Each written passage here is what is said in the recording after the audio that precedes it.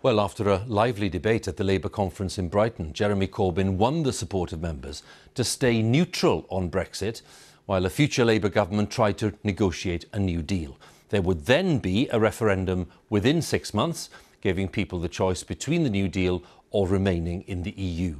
The conference today voted against a motion which would have committed Labour to back Remain right now, as our political editor Laura Kuenssberg explains. Can I see all those in favour of Composite 13? Composite number 13. Lucky for the Labour leader. Thank you. And all those against? This is how his supporters showed their strength this afternoon.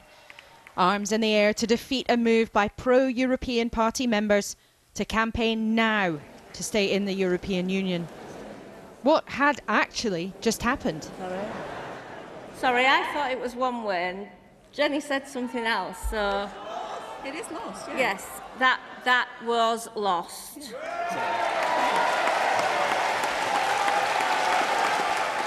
The vote was close, judged only by a show of hands. Some delegates furious, demanding a precise tally that could have been taken. No, I'm not going back to that. We've had the discussion. That was lost.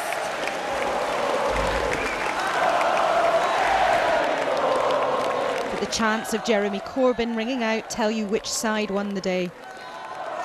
A sigh of relief. This session, at least, is over. A result for the leader's most prominent backer. The plan, stay neutral until after the election and then offer a vote on Leave or Remain.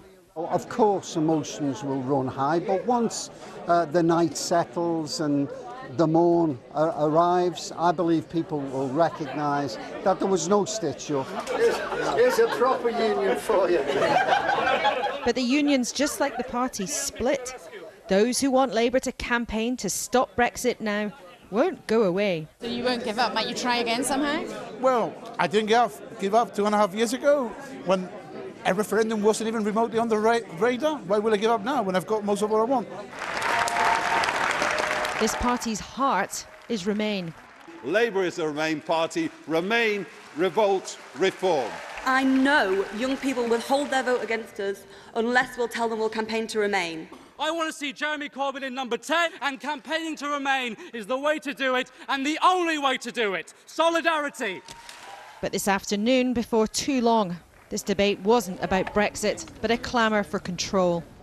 We stand behind Jeremy Corbyn. Okay, we need to support him, we need to trust him and his team. We cannot tell Brexit voters that they are stupid and that they are racist. Back your leader. Support Jeremy. And this fight's still on. Prominent frontbenchers won't just sit back. There's a simple belief, a simple position to Remain would be more convincing.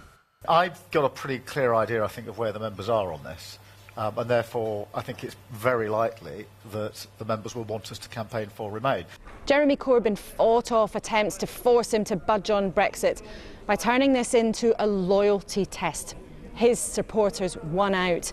But while today's debate is over, the argument is not even close. Where are we going now? Yep, OK, let's go. In this moment, this conference had to choose between pushing to stay in the EU and their party leader. Jeremy Corbyn was their choice. Thank you very much. Laura Kuenssberg, BBC News, Brighton. Well, aside from Brexit, the Shadow Chancellor, John McDonnell, today put forward the party's other pledges if Labour forms a government. And these include reducing average full-time working hours to 32 hours a week. There was a pledge to introduce free personal care for the elderly in England, a policy which already exists in Scotland, and a promise of a new living wage of £10 per hour, up from £8.21. So let's talk to our economics editor, Faisal Islam, who's in Brighton. And Faisal, let's talk a little about this package and how you see it. How radical is it?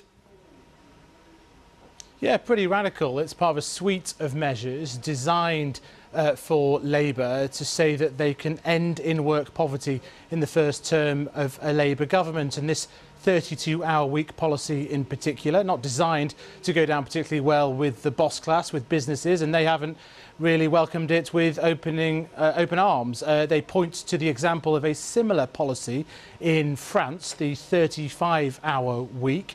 The businesses say that this led to employment going down, to wages being frozen and not going up.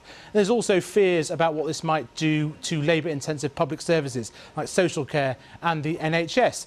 But for workers, sounds like a pretty good deal, doesn't it? Less hours for the same pay. And in truth, when you look at how radical it sounds, but you look under the hood of this policy, it isn't quite that. Because actually this 32-hour working week would not be enforced on individual businesses. Instead, they hope to go from where we are now, an average of 37, down to 32. And if we don't, a commission would then say the whole economy would get extra entitlement to holiday pay. So not quite the sort of forced 32-hour working week that we got, that it sounds like, and not quite the policy that did not work in France, but designed to sound radical, designed to send a message, designed to squeeze the currents of the economy, which have not delivered a smaller working week, and to change that and to show a Labour government can do that. Faisal, once again, thanks very much. Faisal Islam, our economics editor at the Labour conference in Brighton.